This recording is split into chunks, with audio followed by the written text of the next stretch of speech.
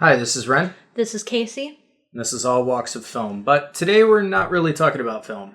Yeah, we're talking about ourselves as content creators. I've especially talked a lot before about how critics need to state what their biases are, or at least where they're coming from on certain issues, and I think that Ren and I need to do that as well. We're going to be talking in two separate videos because we both believe that they're two separate issues, but things that we talk about a lot. So we'll do one right now about where we're coming from on the issue of feminism, especially modern feminism, and we'll do another one about where we're coming from on the idea of Gamergate, because we throw out all these opinions of what we think and blah blah blah, but we're not really stating where we were coming from before we got into these issues, what we think about it ourselves, and maybe where we have biases or different ideologies or whatnot. Right. So starting off, I'm going to talk a little bit about my background and how that reflects my views on feminism. Right, and I'll do the same as well. So when we talk about feminism, you can look back on our videos about feminism or going forward our videos about feminism and know that this is what we think going into it, and these are potential biases we might have, but at least you guys will know. All right. So I grew up with a single mom for most of my life, and my mom was a minister. And growing up, I had a lot of people tell me, your mom's a minister? That doesn't make any sense. Men are ministers and, women are not. Obviously, there are quotes in the Bible that say that, women should keep quiet in church and everything like that. But for the most part, Christianity has kind of moved past that. Mm-hmm. It's still in the Bibles, but it's not actually practiced in a lot of mainstream American Christianity. Right. And I grew up mostly around girls, oftentimes because I would get thrown into parties or whatever that my mom would go to, and most of the times the children that would be there would be girls. So you either adapt to the situation or you just wind up being by yourself, which you don't really have the option. So, I grew up playing like Tea Party and all this kind of stuff, and yeah, I wasn't a big fan of it. I didn't really like these gendered roles that so many girls had when I was growing up, because I'm 30 years old now. So my opinion on these things are like so much different. Growing up, I had these experiences. Most of my friends were girls, and I just got along with women better than I did with guys. And yeah, there have been some points where I've tried to date some of the women that I'm talking to, and there have been other circumstances where I haven't been the best guy, and we get over that stuff. That being said, having that background, I was in the military for 5.5 years, where I had the experience of being in an environment that's mostly guys. I also was in the environment where the very worst side of women kind of comes out. And let's face it, women in the military oftentimes portray a lot of negative stereotypes about women, using their sexuality to get on top, because they're not very many of them. Mm-hmm. People sleeping around with a lot of people within the ship, and people using their gender to get their way. That's something that happened. Now, that is a stereotype. I understand that. But I will tell you, from my personal experience, there was a coworker that I had, who I will not mention her name, that used her gender to basically make my life miserable, because anytime I would get frustrated, she would turn the situation and basically say that I was threatening to kill her. There was also another guy on the ship who was trying to date. He was dating a girl, and he was trying to break it up. And then the two got caught having sex. Mm-hmm. After that, she said that he raped her. And then they had to launch a whole investigation, and it was proven false. Also, being said, I dated women that were in the military. They were victims of rape. Almost every single one of them. So, coming from that angle, I've seen false rape. I've seen real rape victims. So I do believe that when my opinion comes on, serious issues like that. I feel that while I have not experienced that myself, I feel that my understanding of it might be a little bit more balanced than other people who have only seen one side. You know, I've also seen people who probably did commit rape, you know, and had to work with those people. And that is a situation where you literally want to fucking strangle that person. But you can't do anything about because you don't know the facts. So, coming from that background, what are your views on, especially because you do know a lot about, and you've done a lot of research on feminism and womanism as movements throughout history, but then there's also this modern wave of feminism. What are your feelings on that based on your background, and also what are your feelings on the differences between all those different factions? Okay, so originally feminism started out as really a means for women to exist, you know, as people and not just a means to an end. I mean, women throughout history were seen as baby makers. They were there to provide for the family as far as like the menial tasks within the household. And, you know, the guys would provide the financials and the protection. And when husbands went off to war, especially World War I, you know, when all of this stuff about suffrage, you know, started to come up, women wanted to have a more progressive role in society. They wanted the right to vote. They wanted the right to have jobs and all this stuff. And as time progressed, women had more equality than they had before, but it still wasn't fair. There are a lot of aspects of old feminism that people are frustrated with that still are prevalent today. Not as much. And usually it's in third world countries. Sometimes feminists tend to pick on third world countries. Sometimes modern feminists try to use third world feminism to illustrate problems within our own country. And there are a lot of good messages with feminism. And I think that in order to have a balanced approach, you need to look at feminism, you know, as a historical movement, because it makes a lot more sense if you look to the past when women legitimately didn't have things versus today where mostly what you're hearing is angry white feminism. Now, there was a movement called the Black Womanist Movement that did kind of argue against white feminists, and that was all the way back in like the 70s. So, I mean, this dialogue is not new. What is new is how aggressive it's starting to come and how popular the aggressiveness is coming. You know, you do have phrases that were used back then, like women need men, like a fish needs a bicycle, and other really anti-men sentiments. And granted, the anti-men sentiment has always been the narrative of people criticizing feminism. It's not always warranted. It's warranted oftentimes nowadays, I think. We do have a prevalent kill all men or kill all white men, you know, movement almost. Just casually, oh, we should have a National Castration Day sort of bullshit, you know. I mean, I know that stuff that goes that extreme is more of a minority than the general aggressive modern feminism, but shit like that, when it's easily traceable, does really push the narrative that feminism is very anti-men.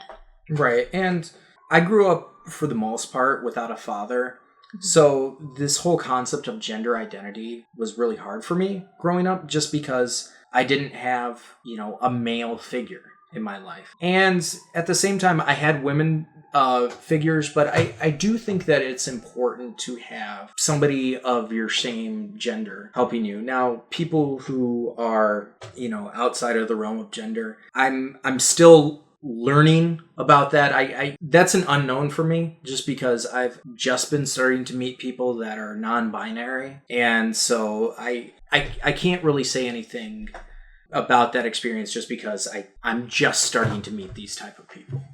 Yeah, and something I've noticed a lot about talking to you off of the podcast and seeing the way you interact with all sorts of people in social situations, you don't know a lot, but you want to. You're very open to learning, and you realize that you don't know everything. You're not ignorant or bigoted. Oh, I don't understand this, therefore it's bad. It's, I don't understand this, like, can we talk about it? So I know what's going on besides just me, basically. which I think is really admirable. And I think that's an attitude that is discouraged a lot in modern society and needs to be encouraged more. Right. There also seems to be this rhetoric of white heterosexual cis men don't need to talk. And if you really want equality, everybody has to talk. There has to be discussion.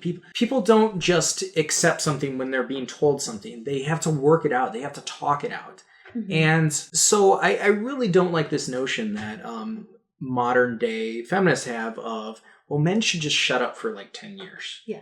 Because I've heard a lot of men say that. Yeah, I just don't agree with that notion. I think that we need to talk with each other. We spend way too much time on our cell phones. We spend way too much time on Twitter and all this kind of stuff, and we're not having the interactions that we've had in the past. Now, some people might say, well, it's a more expansive thing. Well, it is and it isn't. It can be. It can be. There's ways to use social media, which I might say correctly, and there are ways to use social media that really, really allows you to get into this kind of fringe side. And what I see happening with modern feminism is that the fringe is becoming more expansive. Would you say maybe there needs to be more communication, two-way communication, instead of maybe just people just spewing out what they think online and not being receptive? Well, I personally think people need to take these conversations outside of the internet, because I think that if these people actually spoke with each other... Well, just to bring that into consideration, the whole Black Lives Matter protest at the Bernie Sanders speech, which has been stated to not be specifically against Bernie Sanders, but just to say that was a movement that took place outside of the internet, that rather than being a dialogue, was one opinion being shouted out to a lot of other people without encouraging reception or two-way communication. Right.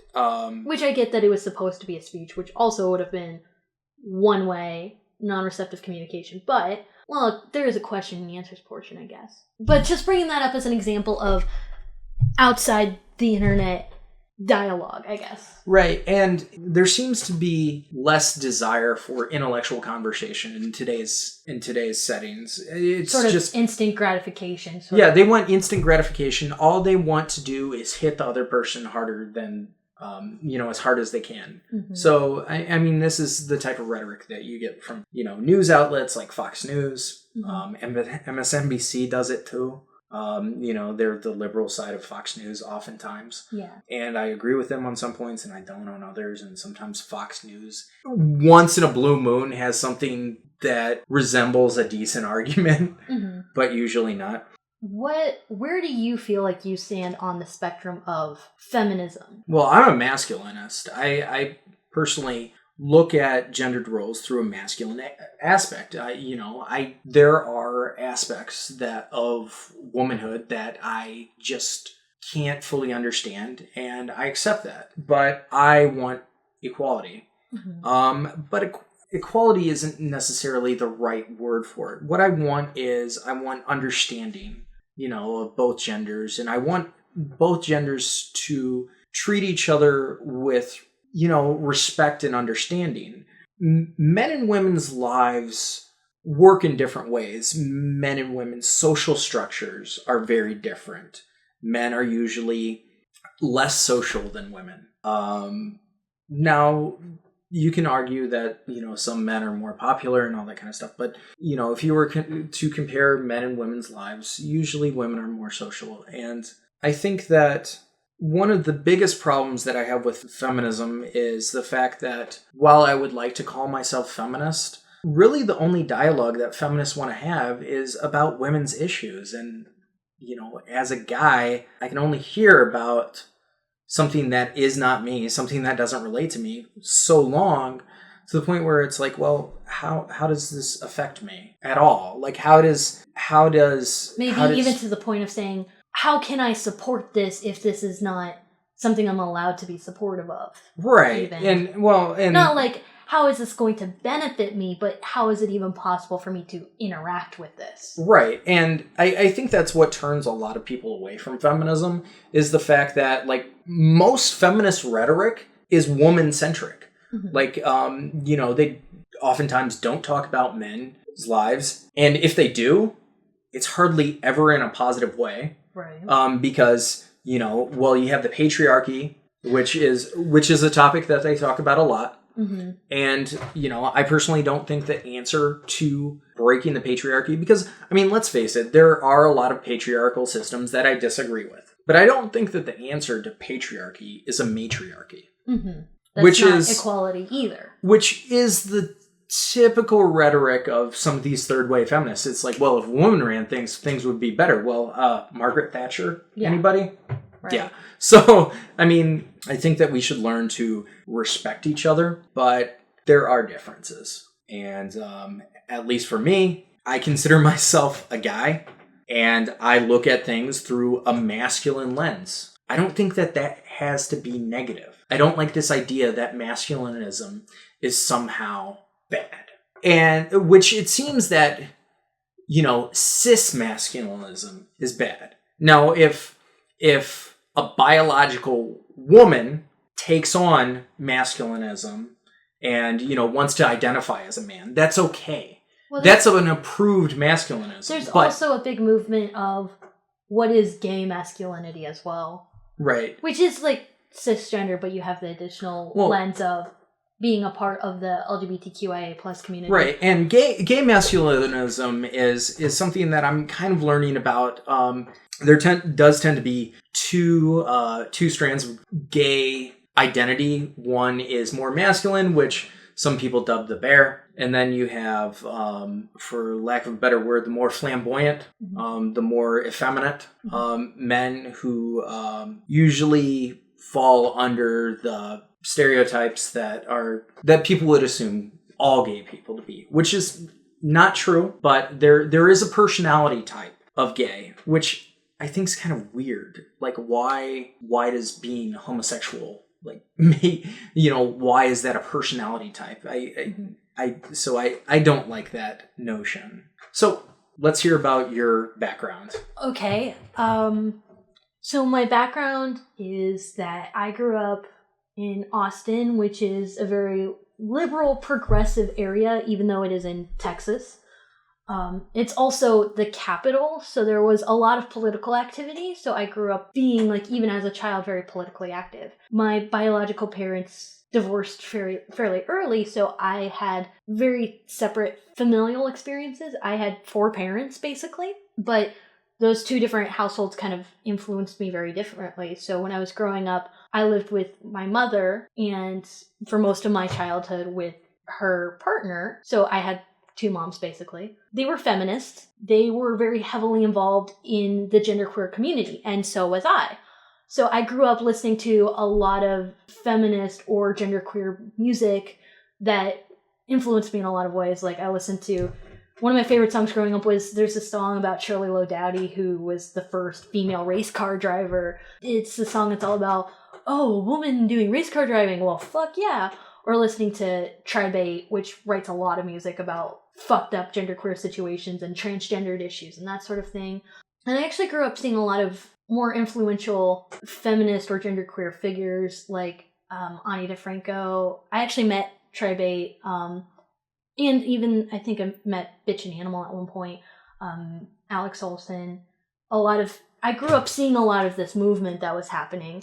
My parents were also involved in the drag king / drag queen community, so I knew a lot of people who were interested in drag, in cross-dressing, in transgender, in the LGBTQI plus community. So I grew up being very open to non-binary, to non-gender conforming sort of issues. So it wasn't really a thing of, I really have any recollection of learning what gay meant or learning what men or women meant, like the big difference. I didn't really get a lot of that when I was growing up. So I was really open to a lot of this stuff. But when I was growing up, feminism was all about empowerment, in that being female isn't something that holds you back. You need to learn how to be for yourself as a woman, and not in a society that's against you, sort of thing. It wasn't about men versus women. It was about being empowered within yourself. It was a very person by person basis sort of thing. So don't let something else hold you back. not there is something else oppressing you. But it was more of how to do things on your own. Now, at the same time, I grew up occasionally seeing my dad and his girlfriend for a really long time. And his girlfriend was very enforcing of gender stereotypes. So I grew up around a lot of boys. I liked wearing boys' clothing. I didn't really see it as anything, but like I wanted my hair cut short to jump out of trees. And she was very like, you need to learn to be pretty and you need to learn how to like wear nice clothes. And it was something that conflicted within me that maybe I leaned more towards the male gender type for a really long time. Once I was more understanding when I was older of, I can really just be whatever I want to be. And most people don't give a fuck. It was sort of different, but I grew up sort of feeling like I was more of a boy than anything else for a really long time. But also having like, it was really weird being open to very gender open community while also having gender stereotypes enforced. It was really odd.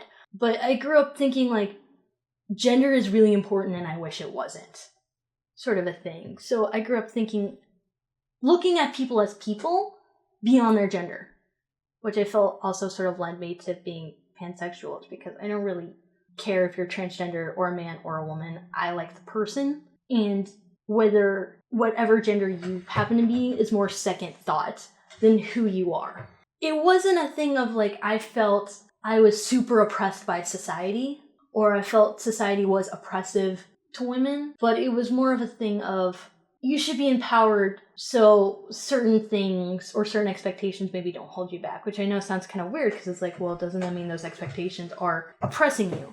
But it was more about just being as strong as you can be and not worrying about what everybody else is doing to you. Which I feel is what a lot of the modern feminist movement is centered on, is, oh no, all these other things are happening, we're not going to do anything about it. When that's sort of what needs to be done. When you get to the point where a woman firefighter fails her physical examinations and is still a firefighter, well, why didn't she work harder to meet the standards? I think feminism was more about pushing a woman to be strong enough to do certain things than we need to fix the social norms to fit around her not being strong enough. Right, and they didn't do that in with the Army Rangers. Right, that's pretty new, isn't it? Yeah, it's really new, and it's kind of the whole plot of the movie G.I. Jane, which right, which we should talk about once you see it. So yeah. We'll do a podcast on G.I. Jane and feminism. Yeah. So I always viewed feminism as a big part of my personality and a big part of what I thought was really helpful to women. But I also grew up thinking like it was an umbrella term, which it has been for a while, especially in like the 70s and 80s. A lot of different issues were pushed under feminism, including issues of gender and issues within the LGBTQIA community. And now everybody's sort of breaking apart and really trying to separate themselves. There was a conflict actually in like the 70s and 80s with lesbian feminists and straight feminists, where some lesbian feminists said, well, true feminism would, break away from, that, and there was conflict. So, yeah, I mean, there's always been a lot of conflict within the movement. I mean, right. Even back in the early 20s when the right to vote was a big thing, there were a lot of women who were really against the feminist movement because they didn't really want to have to go to work. They didn't want to have to vote. There's always internal conflict. That's always been sort of a thing. Right. So, coming from that background, what do you think is something that you've experienced that has encouraged feminism for you, that has put you on the pedestal for feminism? This isn't like a singular event. But there are certain things that I believe are women's issues and certain things that now I believe are not women's issues or should be non-gendered issues. But specifically, women's reproductive health. And I know that is definitely geared towards biological women's issues because that doesn't really apply to anyone who's like non-biologically female or something that goes against the binary your biological makeup system. Is your biological makeup. I mean, I know some people try to throw all these like gender pronouns and stuff like that, but we're talking about biology right now. And I think that it's something that women today actually are being oppressed about. I think that is something that is actually happening today. That, the government is trying to regulate not just the issue of abortion, but how much healthcare women can get for things that have nothing to do with abortion. And the pill, which is not birth control pill. I'm sorry, it's not. It's contraception, and usually it's not even used for that. There's a lot of things of, well, we want to regulate how much women can get the pill through their insurance or through the government or anything like that. Things like that are just, I think that's a really big issue. And growing up at the Capitol building in Texas, where it's really, really bad, that was something that I always thought the feminist movement was really good about addressing. But I also was really in support of allies, because you talked about how feminism is really exclusive towards men, and the reason why, and especially when it comes to... You mean exclusively against, right? No, exclusive, like excluding males. That's what I'm saying. The reason, and a lot of people especially say that when it comes to, women's healthcare, well, what do men know about that? Men shouldn't have any say. There was a specific event that I witnessed when I was growing up. I was watching the live feed at the Capitol, and there was a man who stood up and he was talking, and he said he is pro-life. He believes abortion is wrong in any circumstance, and he was Republican. But when he thought about his teenage daughter or his teenage daughter's friends, who were girls, getting pregnant, having no safe legal way of getting an abortion, and resorting to hurting themselves or getting illegal abortions, he couldn't consciously support shutting that down. He had to have that be like a safe legal way. He doesn't support it, but he knows it needs to happen. It needs to be available for the safety of women. I can't say men have no voice when I heard a man talk against his own views for the sake of women's health care. Right. And that whether was amazing to me. Whether you're for or against it, it's kind of one of those things where it's going to be done. Right. Well, and like if it's illegal, people are going to try very harmful means to get it done. Yeah, because if women are desperate legal, enough. If it's legal, then you can possibly save the life of a woman, and then there might be a point later in her life where she decides to actually have a child. Right. I mean, there was even a story told about a woman who she had cancer in her uterus. Now, she had 2 biological children and she had a husband, but her body was not capable of carrying a child to term. She used contraception, she used condoms, and she used the pill. She still got pregnant because contraception fails, you guys. It's not always, oh, well, why didn't you use condoms? Shit fails sometimes. Yeah, that shit breaks sometimes. Yeah, shit breaks. The pill is not 100% effective. Even if you use both, it is not absolutely 100% effective. But she hard took fucking this... especially. Yeah. It like sometimes the shit happens. Yeah. Like, you're like fucking this chick hard and the shit breaks. Right. But she became pregnant.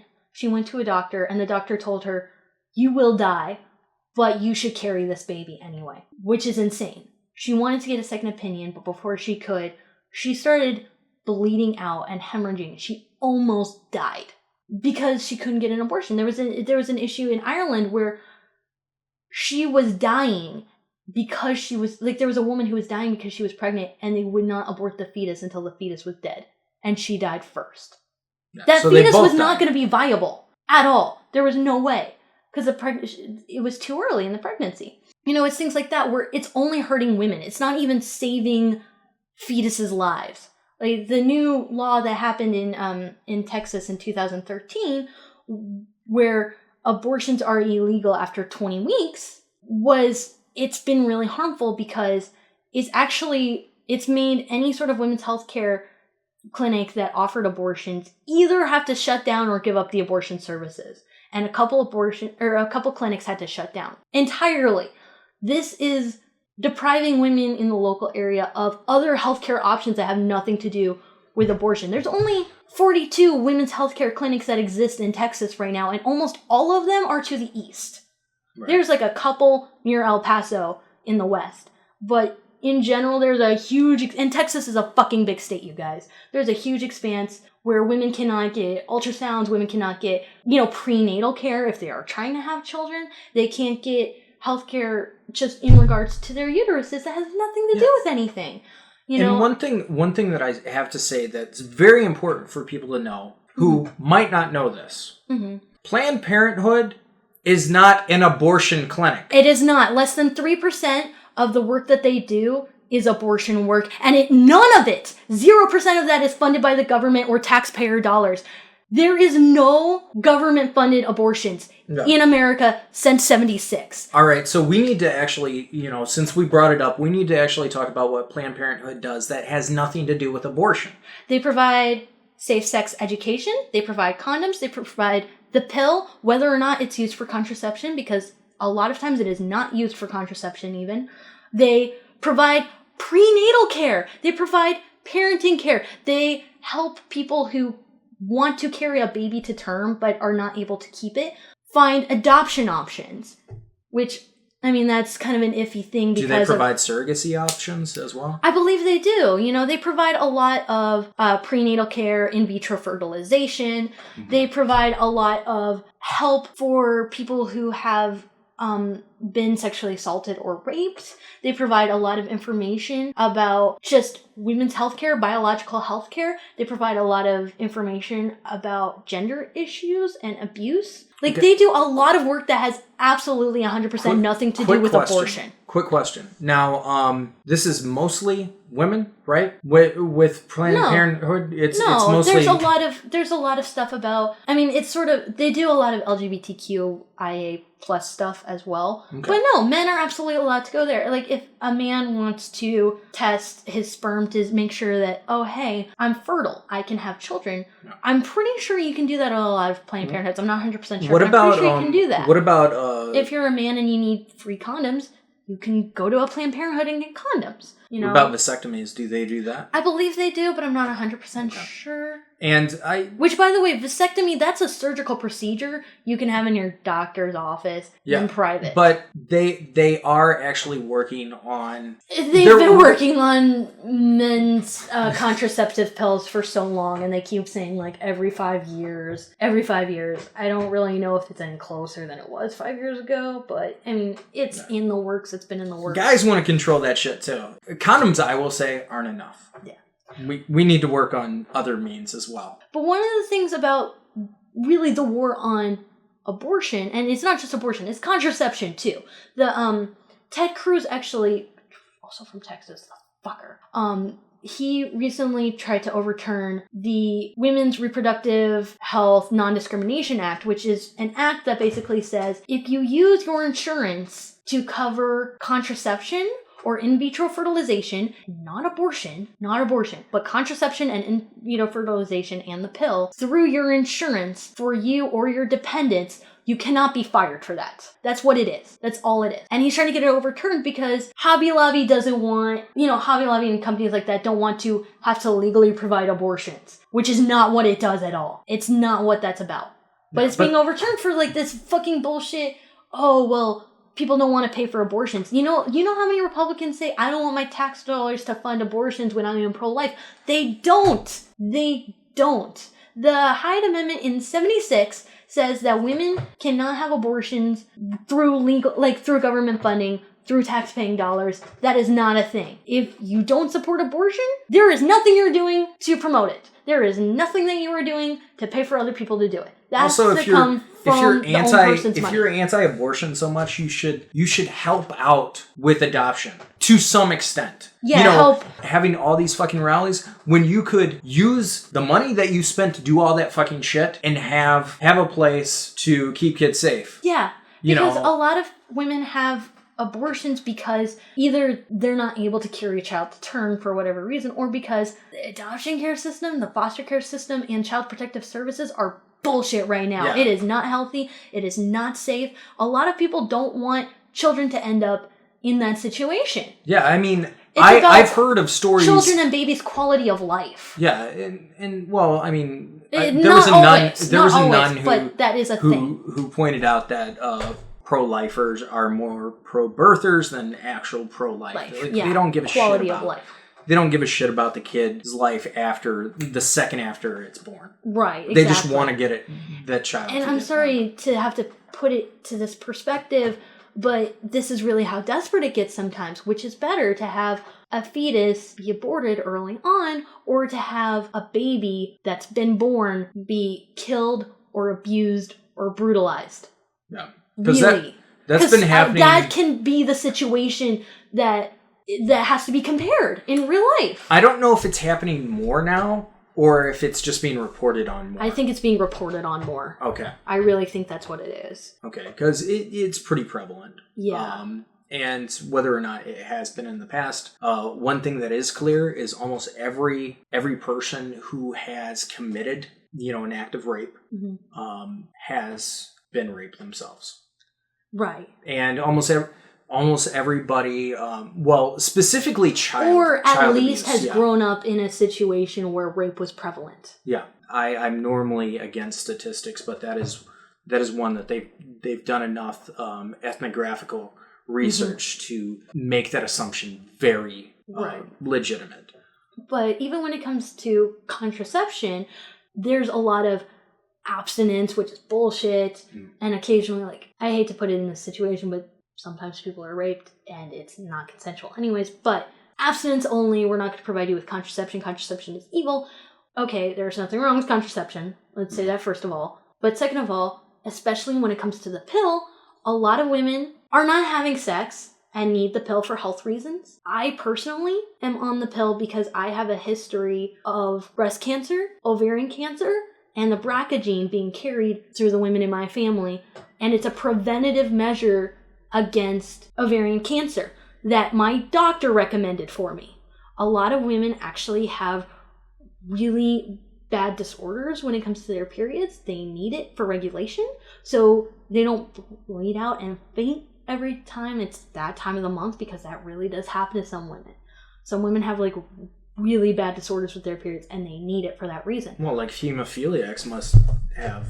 Yeah. Yeah, I mean, that's one that, I don't even understand how, a woman with... Yeah, and sometimes people just need it for comfort, just to deal with not having PMS, so that way then they're more, functional in society. No. Things that really have nothing to do with preventing childbirth. Also, it's not birth control, because it's not controlling birthing. It's contraception to make sure that it doesn't happen in the first place. But it's not even always used for that reason. I could not get it if I couldn't get it through insurance. I need to have that option. Many women need to have that option. And it's being attacked because of fucking stupid Christian values that are so out of place in our overpopulated society nowadays. It's ridiculous. Yeah. So, moving away from that, because a lot of people have the bias that's all feminists want to talk about. So, moving away from that... Oh, really? Because I wish it was talked about more within feminism, instead of the fucking made-up wage gap that doesn't exist, or the pink tax, which is garbage. I will say that those are the trinity of shit that they talk about. Okay. So, yeah. I wish that it was really attacked more politically. I really wish it was, because it's not being attacked strongly enough when, these fucking laws pass. And surprise, 2 years later, clinics are being shut down. Women are trying to go to Mexico, cross the Mexican border to get, back alley abortions, or are trying to induce miscarriages. There's a huge spike of that. Oh my God, where is it coming from? Maybe it's because, we shut down Planned Parenthoods where they could get not just, safe, healthy abortions, but also healthcare. I actually had a friend whose aunt had to leave the state to get an ultrasound as part of her care for dealing with menopause. Right. Nothing to do with childcare. I mean, come on. Or being pregnant, or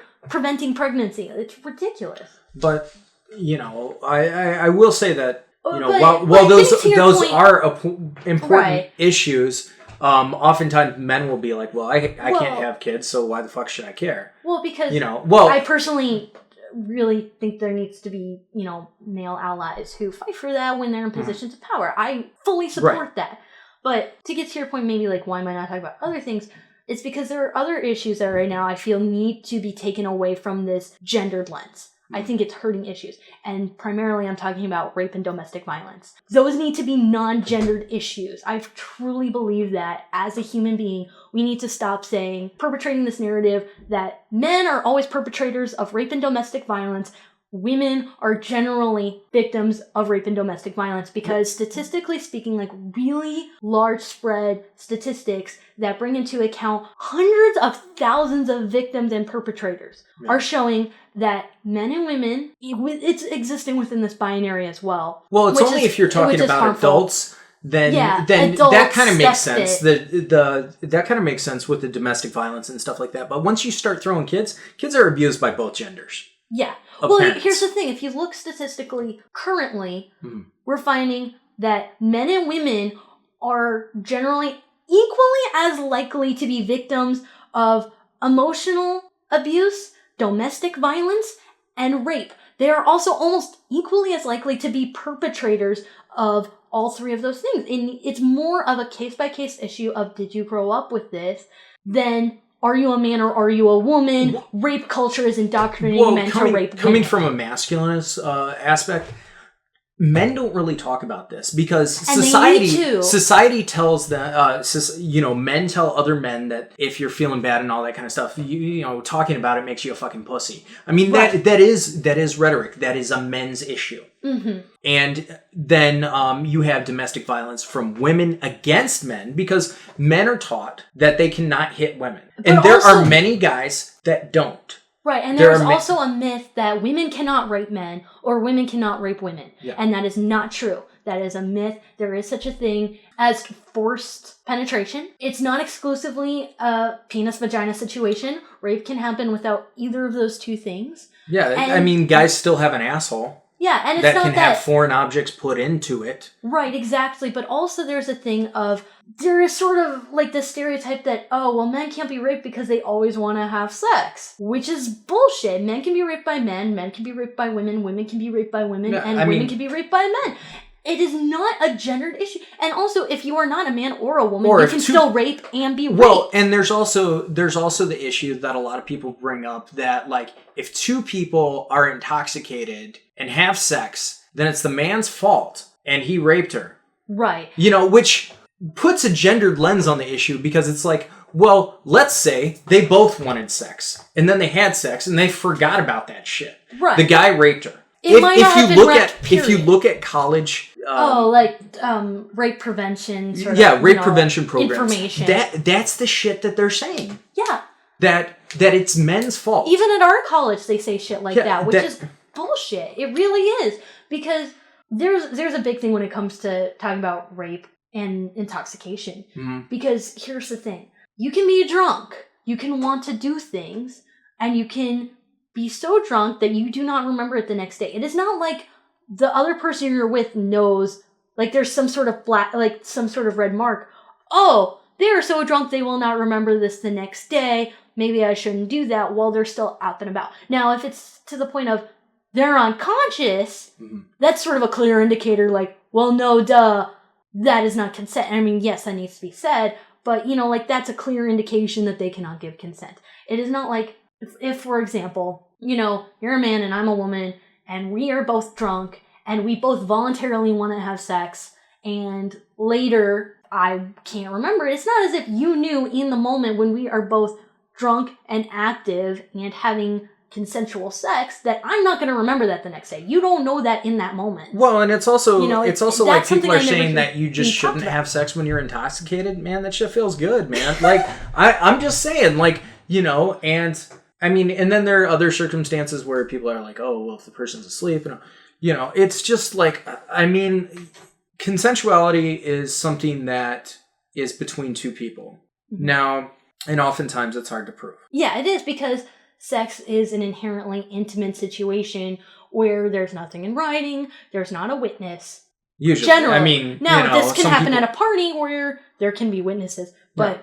In general, the act of sex, within and outside of the context of rape, is between two people with no witnesses, generally. So consent is something that's difficult to prove. It really is. And, sometimes people like rough sex and sometimes people don't. And that's like one of those things where forensics can be like sort of difficult to prove. But my point is, the reason why I'm not talking about this issue, which I think is a really big, important issue, within the context of feminism, is because right now, when feminism is trying so hard to exclude men, to exclude the LGBTQIA community, and to be only about women. And the feminist lens in terms of rape and domestic violence is this is a women's issue. I truly believe as a human being it is not a women's issue. It is not a men's issue. It is a human issue that needs to be talked about without the lens of gender to be the most helpful. When you talk about it within the lens of gender, you're only minimizing the issue and minimizing the amount of help that can be offered. Right. And like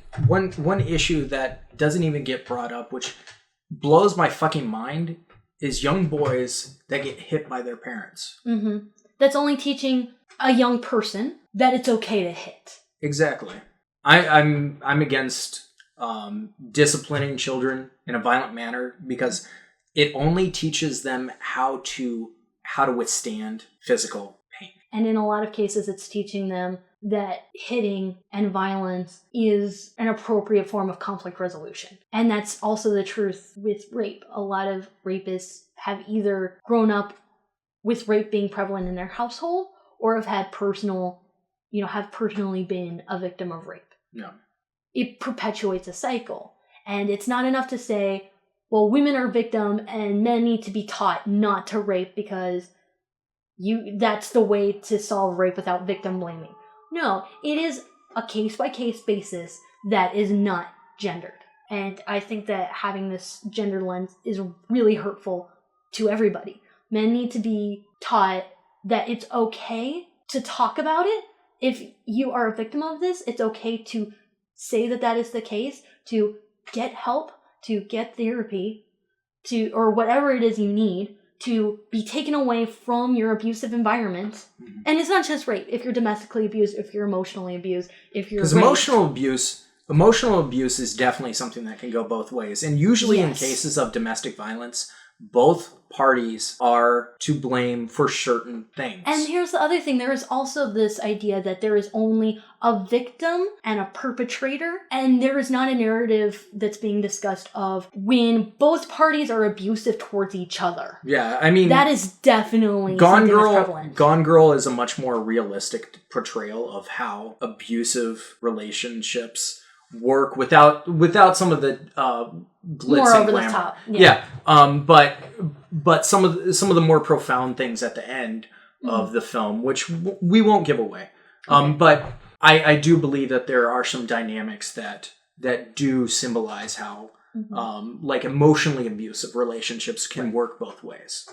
But speaking of wanting to take issues outside of the lens of feminism, right now I think my views of modern feminism are they're really going after a lot of the wrong things. A lot of feminist figureheads are perpetuating, and not everybody, but a lot of feminist figureheads are perpetuating misinformation. The 1 in 4 to 5 to 6 women being raped figure is inaccurate and has been proven to be inaccurate in a lot of cases because it's a result found through poor studies. The 2% false rape accusation had no founding to it at all. That figure is garbage. Like when they traced back where the 2% of rape accusations are false thing, one judge said that one time and there was no report or study found to corroborate this. It was basically somebody said, I feel that it's vaguely 2% of people, or 2% of allegations are false. It's not a real statistic. You know, this idea of the wage gap has been conducted through bad studies. It's more of a thing of as a statistical generalization, women tend to earn less than men, not are being paid less than men. Well, and the also... pay tax is not a real thing. Women are not charged more for the same services. They're charged more for specialized services because as a generalization, women want, extra things and men want sort of more basic things. It's a marketing thing, but you get what you pay for. It's not the exact same thing. But also, speaking in broad general terms, women tend to go into jobs that are more secure than men, generally. Yeah. Which means, yes, the money isn't going to be great, but it's going to be coming in consistently. Men usually tend to be the larger risk takers. They will take a job that might not make them a lot of money, but if they climb up, will make them a lot of money. Women are less likely to do that, which is not to blame women because it's a statistical generalization. It is not a thing of this applies to all men and all women. Now, the fact that over 60% of graduates coming out of college are women, we're seeing this change happen now. Right. We're seeing the gender dynamic change, and what happens is you have women that are taught that, you know, there's this gender dynamic, that they're the victims and all that stuff. When they are the position in power, what that leads to is you have somebody who literally thinks the world is against them in power. That's kind of a scary sentiment, because you don't want somebody who has a negative outlook on life conducting a business. Like that creates a hostile environment. You know, having preferentials to one gender over another creates a hostile environment. Changing, you know, switching and saying like, oh, well, we got to do this and this for women. Yeah, the guys are going to get pissed off because it's like, well, why does the woman get to take fucking 50 breaks when I only get to take 2? You know, and, you know, certain things like that. I mean, granted, there are stuff that, you know, men shouldn't complain about. Like when a woman has her fucking period, she needs to go to the fucking bathroom. You know, those are some complaints because like some jobs, it's like, well, we don't want you to take fucking breaks. Well, have your people take more fucking breaks because they're more productive. That's true. You know, there are ways to do it that don't have the gender lens, but you know, these modern women just want to project this gendered lens. They want to be the victims even when they're in power. Right, exactly. Like when it comes to the wage gap, as a statistic generalization, men are taught to pursue higher paying jobs while women are taught to pursue safer jobs that make less money. Men and women peers, counterparts in the exact same job, women as a statistical generalization tend to work less hours than men, and over the course of their career tend to take more time off to take care of family, not just, oh, well, I need to stay home with the kids, but if their parents are sick, they're more likely to be there for their parents and that sort of thing than men. As a statistical generalization, on a case-by-case basis, it comes down to individual life choices. And we're not even, well, what about career women? You know, because there are lots and lots and lots of exclusions to the rules because these are statistical generalizations. It is not a thing of all men and all women everywhere sort of thing. But the other thing is that when it comes to the work environment, there are a lot of, you know, things in place that say, oh, well, we need to have a certain amount of women in management and in powerful positions, but not on the ground floor. So you have a lot of women who are being brought into powerful positions that are not haven't worked through the ranks to know what they're doing. You also have a lot of women who are being hired even though they might not be prepared. Like, for example, that woman firefighter in New York, who really a lot of women firefighters are pissed about this because they're like, well, I've met all the standards, and now this one woman says, but I'm a woman, and gets preferential treatment. And the other thing too is even this is a big issue when it comes to childcare in terms of custody. It's a really big issue. When you have back-to-back in the course of a month, a woman getting custody of children that are not biologically hers and are not American citizens, children of a man she killed, she has custody of those kids legally. That is horrible. When you have a woman getting custody of her kid after she tries to kill her ex-husband to have custody of her kid, she tries to hire a hitman to kill her husband so she can have custody of her kid, and she gets the custody, that is bad. Like that, and it's not because women are getting preferential treatment in terms of custody, even if they're not fit to take care of children. That is bad for the children, not for the men or for the women, but for kids. That is bad. Here are a couple, you know, and I, coming from a guy's standpoint, here are some really bad generalizations that are given to men as a gender. They are absent fathers. If they are fathers, they're terrible fathers that drink and beat their kids and rape their wives. Also, they are selfish and they will leave the family. Either those negative things or they must provide.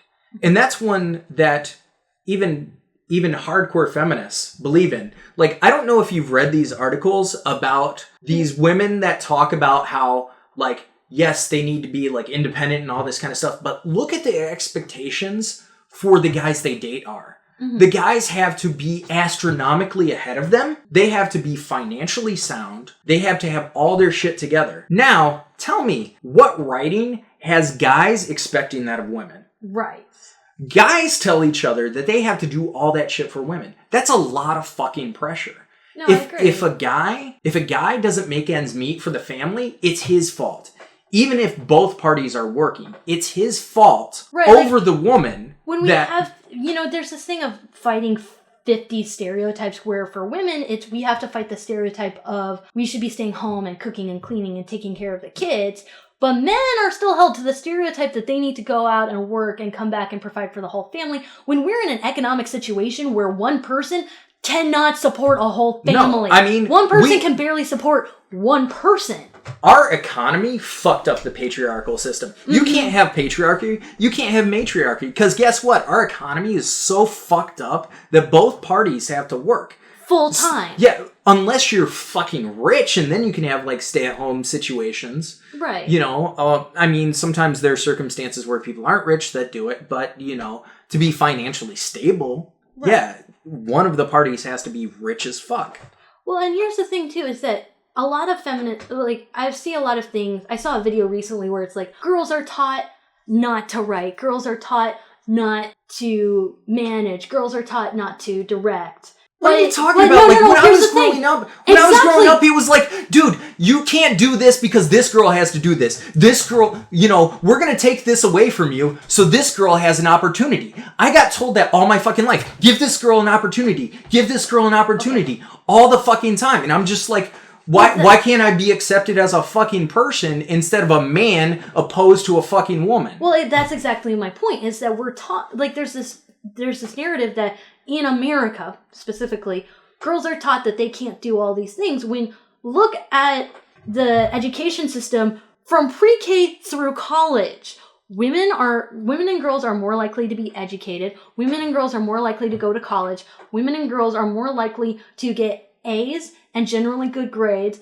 Women and girls are generally more likely to have more opportunities for education than men. Men and boys are more likely to be ignored in a class setting. Men and boys are more likely to make lower grades. And men and boys are less likely to go to college or to get degrees. And that is a real thing that we're seeing. And that's something that's starting very, very young. You could argue that this would frustrate the feminists, but you could argue that those obstacles make them more desirable in the workspace. For women? For men. Oh, for men? Because, they're less likely and all that kind of stuff, so it makes it more likely for them to get hired because women to get hired or than men? Than men. Yeah, exactly. More likely that women are going to get hired in the workplace than men. More men are likely to be hired. Why? Because of those circumstances. Because they had to overcome bigger obstacles? Yes. Okay. But in all actuality, it's the other way around. Right, yeah. Exactly. And here's the thing that I'm really disagreeing with feminism on right now as a modern issue. As a modern issue. Is it third wave? I don't even fucking know what wave. I've heard some people say that it's called fifth wave feminism. It's either third wave. I don't even know what fucking wave it is now. I don't know, but modern feminism as a movement in America, my problem is that it's really hinged on women need special treatment or need certain things based only on the fact that they are women and not based on merit, which is why I feel like I identify less as a feminist now than I used to and more as an egalitarian, is because I believe more than anything else, a person should be judged on who they are as a person and on the own merits of themselves, their thoughts, and their product. Well, this more than men or women or white or black or gay or straight or cisgendered or, transgendered. It needs to be who are you as a person and how good is your product and your work and your own thoughts. I'm going to use as vague terms as possible because this actually stems outside of feminism. And it gets into race and sexuality and stuff like that. But there is this notion. The privilege stacking? The privilege stacking, but let me... explain it. Let me explain this first. There's this notion that because whatever group you're a part of was oppressed in the past, doesn't necessarily have to be now. that all this time, whoever's the majority that you see as oppressing you now has to make up not only for what they've done to you now, but they have to make up for generations. There is not a notion of equality. Yeah. And this actually extends past feminism. This goes with race. It does. This goes with race. This goes with sexuality. This goes with a lot of things. Mm-hmm. There are people that claim that they want equality. They don't want equality. They want retribution. And I want them to say that. And the next time somebody says something, I'm going to say, just answer me this. Are you for equality or are you for retribution? Please make that standpoint. Right. And that's why I'm trying to say that, like, I believe more in meritocracy than in a gendered or a racial or even a class dynamic, is because I truly believe a person should be a person first and a label second. A person should be judged less on their label and more as a person, and a person should be held accountable as a person. To me, my vision of what equality is that we can understand that people are different, that there's variety, that there is individuality, that what a person says and does and produces should say a lot more about them than what they look like. Because what I'm seeing is a lot of women who are saying, or a lot of feminists who are saying, women need to be rewarded more for being women, which I see as just as sexist as saying men should be rewarded for being men. I see a lot of people saying, oh, I'm going to judge you based on whether you are from an oppressed group or a non-oppressed group, which the non-oppressed group is only white, cisgendered, heterosexual males, which I think is ridiculous because real oppression comes in many different viewpoints. Violence comes in many different ways. And we need to be open to the fact that we can't put everything in nice, neat little boxes, which is a thing that human beings like to do. We like to just put everything in nice, neat little boxes. But human beings need to accept each other for what they are and what they do, and not what they fucking look like and what their body is. That's right. What I really think. And it's not just differences it's not just that the other should be accepted and respected. It's we need to look past these things. I agree. Because that seems to be the narrative. Like it's just let's only focus on this niche group. Let's only focus on the women. Let's only focus on the transgender people. Let's only focus on the ethnic minorities. So that you get white people that become angrier and angrier because they're not being paid attention to. And then they start acting out in violent ways. True. That's true. I mean, yeah, most Dylan Roof. Yeah, exactly. Most violent criminals are white guys. Yeah. Really. Like when it comes to like mass shootings, serial and it's killers, partly because nobody fucking wants to talk about here's the thing, is that them as being valuable other than, maybe in their small communities and stuff like that. Well, that's exactly it. It's that serial killers, mass shooters are almost always white men who have suffered abuse. Yeah, like you look at serial killers, almost every single serial killer has been a victim of rape and child abuse at a very young age. They've also witnessed it growing up. Now that's there their are perception of normalized reality, right? And there are some serial killers that they started out with small animals and then they moved up to humans. That there's a mental thing. There's always a mental thing too, but there two things working together. It's the hand that rocks the cradle. It's how you're raised that makes you who you are. Right. And I really would like us to live in a post-gendered, post-racial society. But when we use the rhetoric that you only need to focus on this, you prevent the dialogue and you alienate people that would be on your side to basically say, I don't fucking care. I mean, it's one of the reasons why you probably see a lot of white people that are just like, I don't fucking care. They don't pay attention to politics. Because it's all, you're the fucking bad guy. I mean, that's the rhetoric about white men everywhere. It's not like, and I get it. I get that there's a history. I get all that kind of stuff. As somebody who is white, mixed with Puerto Rican, obviously I look white. So, identify as white. But given that, I am not the bad guy, but I get marginalized, as the bad guy, which, if you're a white kid in a liberal society. Now, I will say, extreme progressive liberals, being a white person in that environment creates this hostile thing. And I felt angry. I felt, I've had racist thoughts. I've had sexist thoughts and stuff like that because, in your mind, you are trying to lash out. I get it. That's the same for everybody. Right.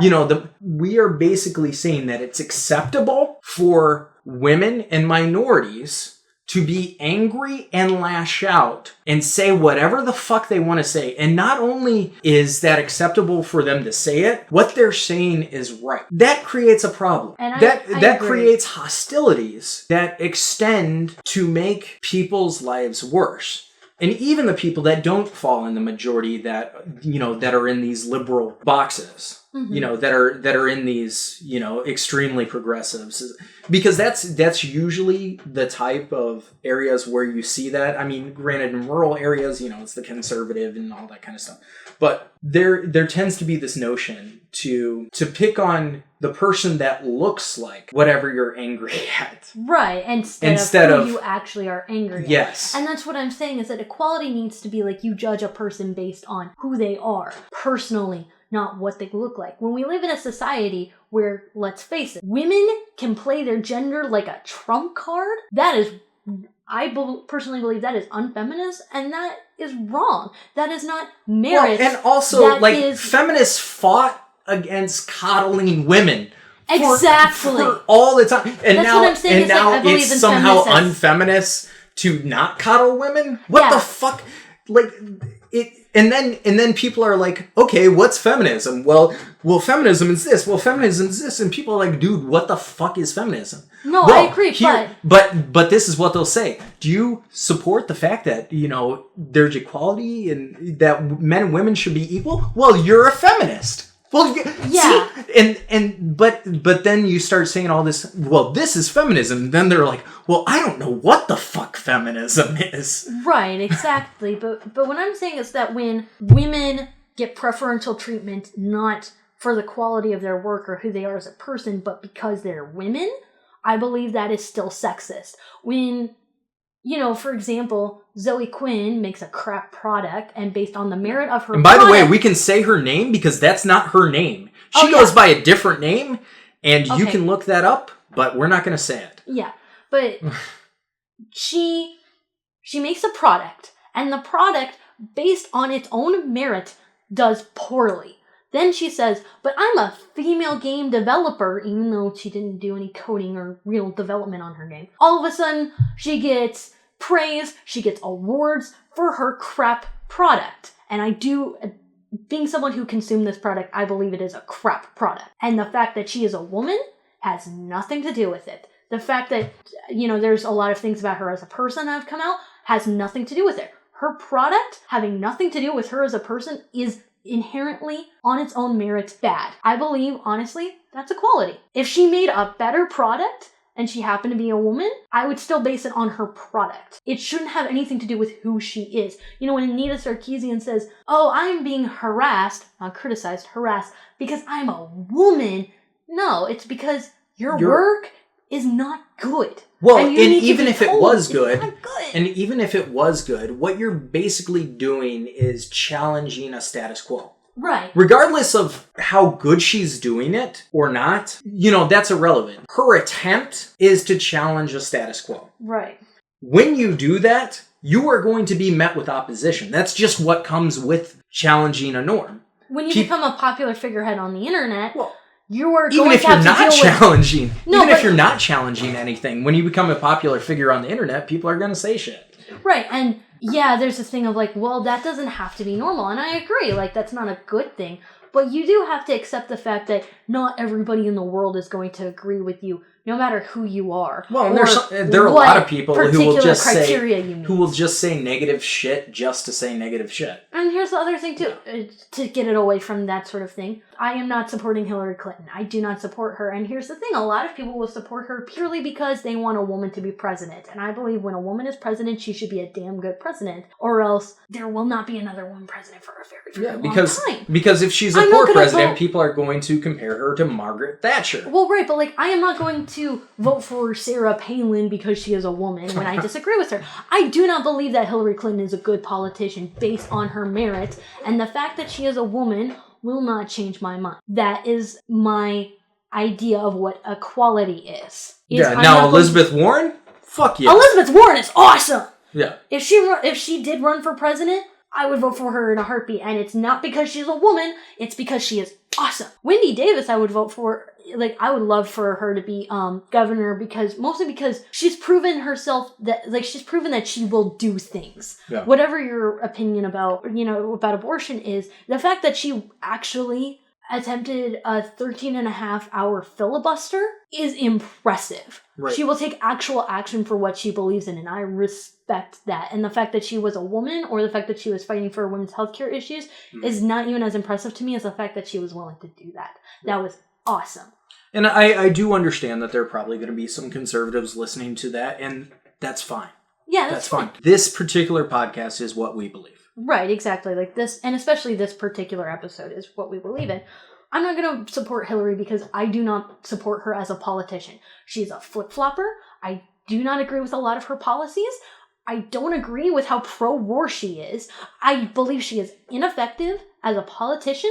I don't like any of that, and the fact that she's a woman will not change my mind. I support Bernie Sanders because, yeah, he is an old, white, cisgendered, heterosexual male, but he believes in equality, and he believes in good quality of life for all Americans, and he is willing to tackle a lot of different issues, and he puts, the economy as a priority because that does affect the most amount of people. Okay, one of the things that I gotta say is, I know a lot of people here play video games. Do you know why the ESRB exists? I know a lot of people might not like the ESRB, but the ESRB exists because Hillary Clinton and several other politicians of the time, when Mortal Kombat came out, said that these video games should not exist. And they were basically saying that if you do not create a rating system, these games are banned. Mm-hmm. So that's why the ESRB exists. Say what you will about the ESRB, but the ESRB exists so that there is free speech in video games. Right. There had to be a self-regulated system put in place, which is a lot better than the MPAA. I will say, video games have a lot more freedom. The MPAA they have no accreditation for who runs the MPAA, which is a big part of the problem. But going back to Bernie Sanders, I agree with the fact that he is pursuing a lot of different movements. I love the fact that he's very active.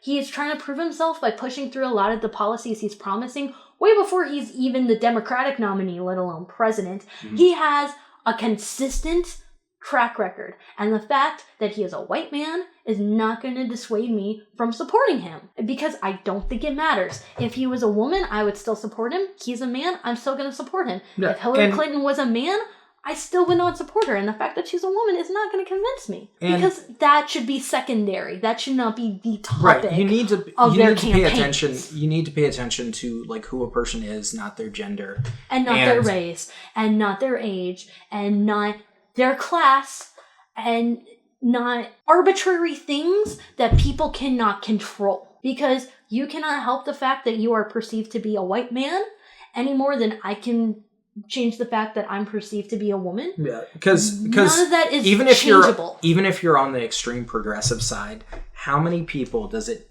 have to take for you to accept somebody as a person, right, instead of just trying to change the status quo? Right. And I believe more in moving towards a more gender / color / it's an arbitrary attribute that should not say who you are as a person. Oh, but it does, because check this out. Name one candidate that is not religious. Because if you try to run for president and you're not on a religious standpoint... Oh, yeah, and religion. Yeah, I mean, here's the thing is that I truly believe that we need to judge people less on arbitrary things that have nothing to do with their personality. Now, because they can't control it. Now, if their religion is who they are, that's who they are. Well, right, but people have like different religions, and I honestly believe that religion is something you choose. It's something you choose to believe in, or you choose not to believe in, or Except you choose if you're to believe Jewish, because that's somehow like tied with race and stuff. Yeah, that's kind of but my whole point is that I believe that we need to stop judging people based on these things, and feminism right now is all about judging people on whether they are a man, a woman, or non-binary, and I don't believe in that. No. I just don't believe in that. And since that's like part of their movement, it's something that I'm pushing away from. Right. Because they're more against men than they are against like non-binary. Yeah, female. That's true. Like, although trans. Yeah. I'm glad that the trans community is gaining mainstream acceptance, which it is, because right now the feminism movement is trying to push out transgenders because they're not quote-unquote real women, and the LGBTQIA plus community is trying to push out transgender people because being trans is not an orientation, and they kind of have nowhere else to go but the mainstream. So, I mean if you want to talk about something that isn't an orientation, asexuals are not an orientation. Like, as a definition. Yeah, as a definition. Yeah.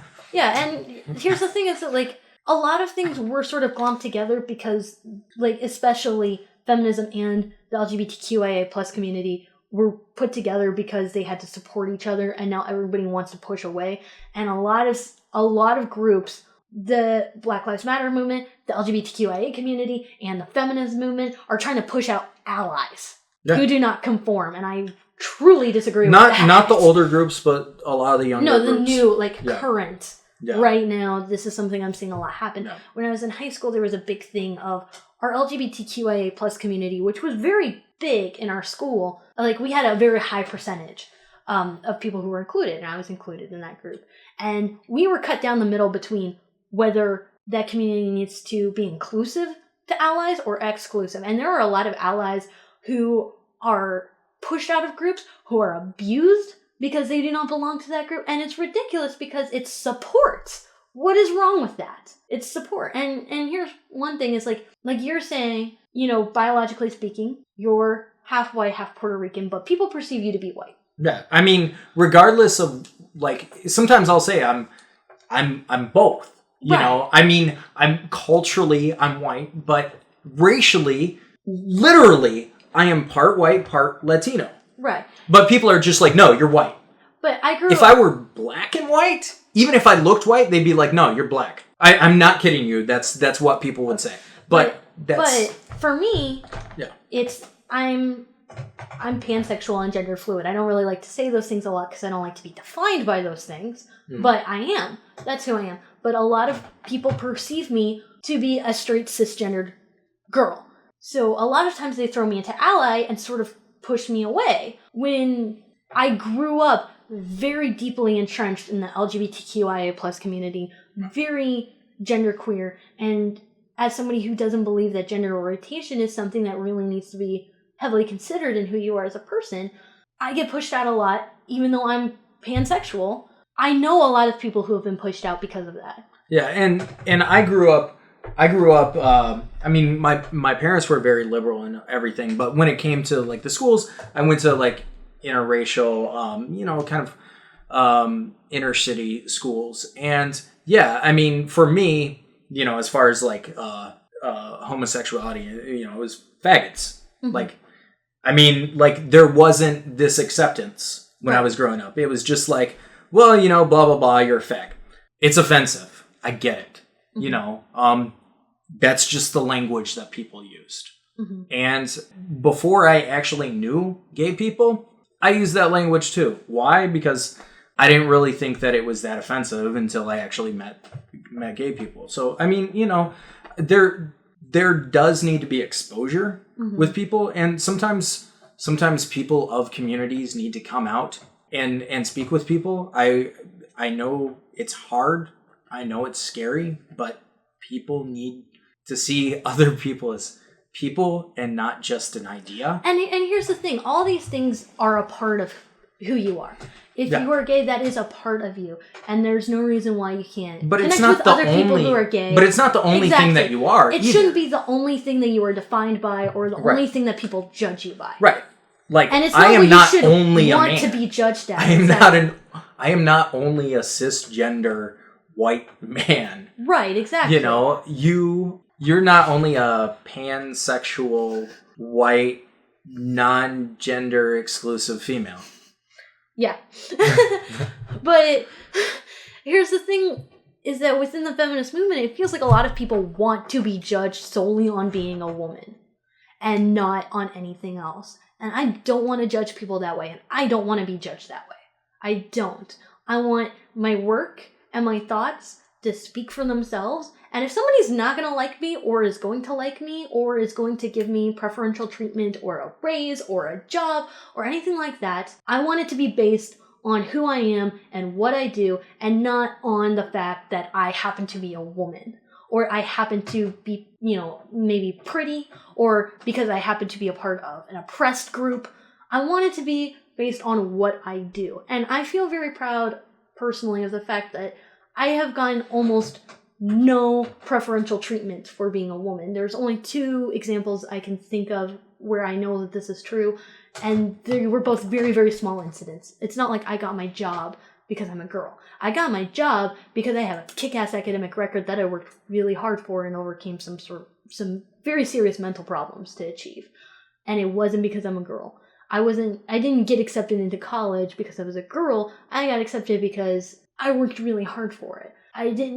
I'm not somebody who gets free things because I'm a girl. I'm not somebody who gets judged on my my content because I'm a girl. It's because I push out my content, not my gender. Right. And I get really annoyed seeing people say, I want to be judged as a woman and not as whatever else it is that I am. Not based on my job, not based on my thoughts, not based on my products. And I think that's ridiculous. I think it's sexist. I think it enforces prejudice. Maybe not the traditional prejudice we're used to, and we're moving away from traditional ideas of prejudice. Yeah. Where it expands outwards and creates hostility with people that could see past something, but there's an indoctrination. Right.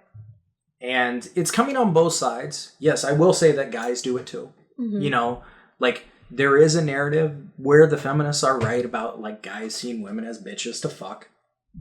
Well, yeah, especially when, I know this isn't what the whole MGTOW movement is, but there are certain vocal members of MGTOW who specifically say... Now, who is MGTOW? MGTOW is men going their own way. It's often associated with the men's rights movement, but it's not. But there are certain people who say things like, women are not humans.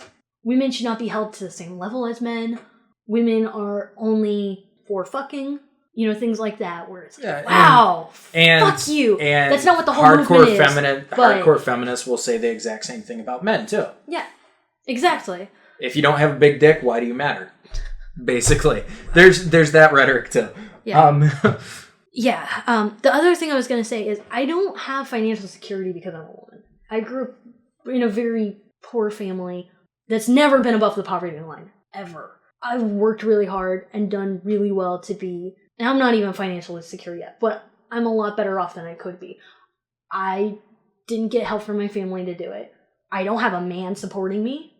I don't throw my gender out there as, oh, poor me, I need more money for this thing. I worked really hard, and I've been really smart financially to get where I am. That's me. Mm-hmm. That's me, Casey. And I wish we could get to this point where you're Ren, I'm Casey, and that's it. So what do you think? Mm-hmm. What's your standpoint on gender, feminism, etc.? Let us know in the comments below. Mm-hmm. You can email us at allwalksoffilm@gmail.com. We'd like to hear from you. Sometimes our opinions don't necessarily seem to reflect who we are. Based on our podcast, because sometimes it might seem that we flip-flop, but we do actually have set ideas. Mm-hmm. So let us know in the comments below, And thanks for listening.